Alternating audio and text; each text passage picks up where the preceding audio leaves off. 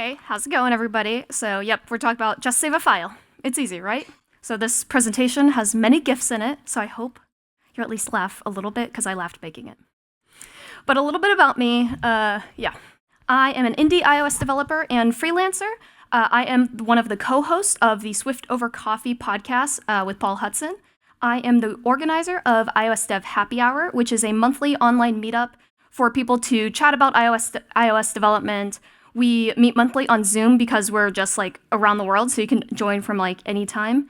We usually have meetings about like afternoonish, evening time over here, but it's like morning to us over in the States. And then I'm also a content creator, so I post on like all the social media. So I'll have a link at the very end of the slides of like, follow me wherever if you would like. And I have all of them, which I would recommend not doing, but I do it. And then I want to say thanks again to Tim for having me speak for the second year in a row and this amazing conference, because it's super fun. So, like I said, I am an indie iOS developer, which means we all start out with an idea. We were like, okay, let's make an idea of what we want to do. So, as every good developer does, we start with step one, buy a domain. This is actually what I posted. A domain has been purchased, dubdub23, for my app that I am still building to this day, past dubdub24, past when I wanted it done in June. It's what month now? September? It's still in beta. But the idea that I had is an app called Fruitful, which, So this is an app called Fruitful. So this is the link to the beta test. It allows you to connect with other developers at conferences by sharing a Pokemon kind of card, because, we talk to everybody throughout conferences, and then by the end, you're kind of just like, who did I meet? I remember one person, maybe two, sometimes 3 to 5, but that's about it. So you can tag the person that you met with like what conference you met them at, and then also write personal notes about them. So then you're like, at developer conference, you talk about the same thing a lot of places too. It's like, oh, where do you work? What app are you working on?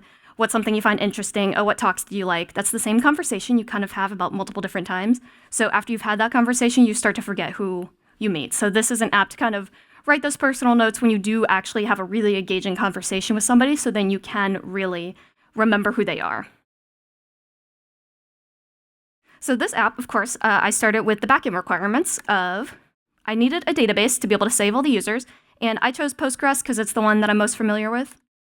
I wanted to build my own API, as one does, by using Vapor, and then for this app, I deployed it to Heroku, which is different than what I talked about the last time I gave a talk here, which was all about deploying to fly.io, but I chose Heroku, so that's the choice that I decided to make for this application, and you'll see kind of as we get into it a little bit more. So we have this like Fruitful card that you share with other people, and when you look at this, it's pretty basic. You have some color going on, your name, but then the big prominent feature is you have a photo, because when you're kind of somebody who's better at like knowing faces more so than names, you'll then remember, oh, I met this person at ServerSide.swift, but then you forgot their name. So if you only have something like, your contacts app on your phone, if you forget their name and you forgot to write the note of where you met them, you don't know who they are. You'd have to search through your 600 contacts to figure out who that person was. So for this, I really wanted a photo because I've started to be somebody who's like, okay, I remember what this person looked like. Now I can remember what we talked about, and then it's already tagged with the conference, so it's easier to remember. So photos was an important feature for this kind of application. So let's break it down how we implement the photos part of this. You upload a photo, save the photo, and download the photo. It's easy, right? Right?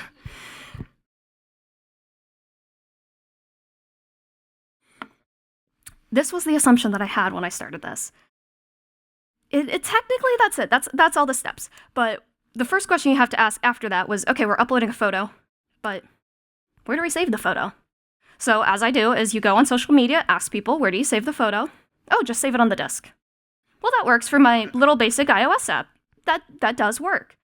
You start to have issues with scaling if you have like two, when you do horizontal scaling and then you have multiple servers, that will be an issue and you can't only save to disk. But I had also made the executive decision to deploy to Heroku, which means you cannot save to disk. That is not the option that you have anymore, because Heroku is a platform for deploying all sorts of applications. There's stuff in the Vapor docs for it, but the main thing is it has ephemeral builds, which means you cannot save to disk because every time you redeploy, it'll just blow away what was already there. So anything you save to the file system is completely gone. That could happen every time you deploy. It could happen daily when Heroku decides to. It could happen when you don't even know it. So because of that, you can't rely on saving to disk as your main way to save files. So because of that, we do the next best thing. We can save to Bucketeer. Bucketeer is an add-on for Heroku, and the reason I chose that was because Bucketeer already goes with Heroku, and the reason I chose Heroku is because it has these add-ons that you can save anything. You kind of just plug Legos, like plug and play for different things. So it adds Amazon S3 credentials to your application, and in the docs it says, add Amazon S3 to your Heroku application is painless and simple. That sounds good. It sounds good. Bucketeer manages your S3 credentials and account, and it makes it so you have immediate access to the bucket, and then the power of Amazon with the simplicity of Heroku is how they had advertised this. And it essentially works like that way. We upload a photo to Bucketeer, which is really uploading it to Amazon AWS S3. And you can upload a file in multiple different ways. You can do a multi-platform request or do like a put or a post. But what I started to discover was we're actually interacting with S3 now. We're no longer really talking to our Vapor application. So you Google, how do we interact with S3? Well, the first results that come up is using Soto, which I think Peter had mentioned earlier, and a couple others was Soto is for interacting with AWS, and they do have an official SDK that was, like you said, only released like a little bit ago. But Soto is one of the ways to go. So Soto's a Swift SDK for interacting with AWS, works on Linux, Mac OS, iOS, all the things. So we can upload a file, but how we do that, going back to Googling, how do we figure this out? Well, there's a thing called getting pre-signed URLs. Okay, just checking all my animations are good. Pre-signed URL is a common pattern for where you have a URL client that, or you have a URL you give to your client. The client can now upload these photos to your S3 for like some specified amount of time, and they don't actually need to log in and do credentials. Your pre-signed URL lets you do that upload for whatever amount of time. You do it, you upload the photo, during something like onboarding, and then you're done. You get a put request, and then just put the photo up there in S3. So we're looking pretty good. We've uploaded a photo. Not bad. We figured out where to save the photo. But now we have to download the photo. So we could download it using the URL that we uploaded to. Actually, we can't, because by default, Heroku tells us that AWS has disabled public access to files by default for every bucket. Okay. But they give you the solution. We can now just run this command easily, make everything public. It's just public read, their profile photos. It's like social media anywhere else. It's a public photo. Okay. Well, you Google that, and this lovely Reddit user, that I will hide their identity for their own sake, tells you don't do that.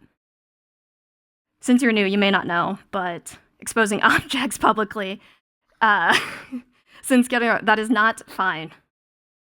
Directly from Reddit, that is not fine. So we keep on Googling and figuring out, okay, how do we do this?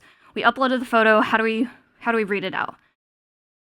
We get a new document from Amazon, like directly from the source. Amazon S3 and CloudFront, a match made in the cloud. What is CloudFront? Where did we get to? Wait, how did we get here? Also, I Googled this recently too. This is from 2018. So this guide, while it could have worked in the past, that was 6 years ago. I doubt whatever is in this guide is still accurate to this point. So hang on, let's reset. We wanted to upload a photo. Wanted to save the photo. And then download the photo. How did we get to this point? We're talking about AWS S3, we're talking about CloudFront, which I can't even explain very well because I also haven't used it. So if you downloaded the beta of my application, you will see there's not photos because I haven't figured this out yet. But this should be easy. It's photos. Isn't this common? Like, raise your hand. Hang on, just raise your hand. Have you ever made a Vapor app where you have uploaded a photo and downloaded the photo? Like, put your hands up so I can see. Okay, there's at least 5 people who have done this in this room. This is not new. So we're looking, how do we upload photos? So I was like, okay, what I always turn to when I'm like looking up how to do things is there a tutorial? So I was looking around and there is.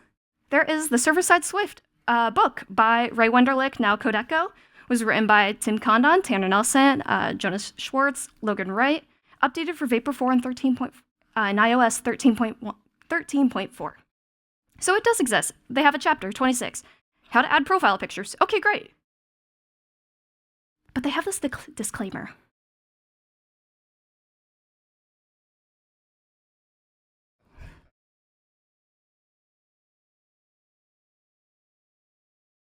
How did we get here? So, next step again. Let's Google Soto Vapor Swift. Okay. What comes up? The Soto package. Good, we're on the right track. Also the Soto package. One tutorial on Medium. Also the Soto package. Also the Soto package. Docs. And also the repo. And then from Leo even, we have his podcast that he did on Bright Digit with Adam Fowler, who made Soto. I don't think we've gotten there yet. So we do what all the cool kids do now. Did it go? Oh, click. How to implement Soto in Vapor 4. It's pretty good, you know, add the package. Keeps on going, configure. It's not too bad. I believe this comes directly from the docs. This is pretty good. We have our GET requests. There's our pre-signed URL. But if you look closely, this was made, if you saw at the very beginning, Swift Tools 5.6, which was sadly a minute ago. So we have no async await, and if you saw the example as well, has event loop future in it, which I don't think anyone wants to go back to. So what can we do about this? We all want Swift to succeed, so we want it to expand and grow. We are at the ServerSide.swift conference. Everybody here is somebody who wants to see Swift, especially on the server, succeed as something that people choose to use. You could write blogs. So what can we do as a community? You could start writing a blog. We just learned from Tibor. You can use Toucan. The solution is right here. You could write a blog of how you learned how to do something. You could make YouTube videos. It's a little more in depth because you have to have a full working example as well. You could make a YouTube video. Or if you're feeling really ambitious, you could make an entire course on how to do this. But if you don't want to do all of that, you can just simply start with building in public. So build in public is just like a hashtag you can kind of put on all your social media posts. You don't have to make it instructional. You could just tell people, this is how I did something. And share your experience. This allows you to share what have you been working on, and again, it's just showing this is what I've been doing. This is just how I did it. It may not be the best way, but don't worry, the internet will correct you if it was not the best way. But just show people, because we're all here, again, if you shared ServerSide.swift, I'm doing this, I'm uploading a photo, why is it not working? I spent 10 hours debugging. Oh, Tim found that I didn't push my environment variables to prod. That's why it's crashing. You can easily find that. Everybody wants to see you succeed. So just share your experience. Nobody's gonna be like, oh, that's wrong. Even if they are, okay? Ask them for better feedback, because sometimes people just say it's wrong, but they do end up wanting to help you. They're just not good at expressing how they want to do that. You could go even further and make it open source. You can share with the world what all of your code is, and then other people, again, the internet will correct you. They can help you though too. So they can say, oh, let's do it this way, or we want to learn how to do something else in a different way. They will can give you the code sample of how to do this. I was just having a conversation of, oh yeah, Doxy is public. It's like, not only can you propose features, you can implement them too. So I challenge everybody to make something new. Between now to the ServerSide.swift conference, hopefully that happens next year, just make something new. Post about what you're working on, or make a new blog, start a new blog, make a YouTube video. Just make something new, because we all want this community to expand and grow. So join us. Thank you.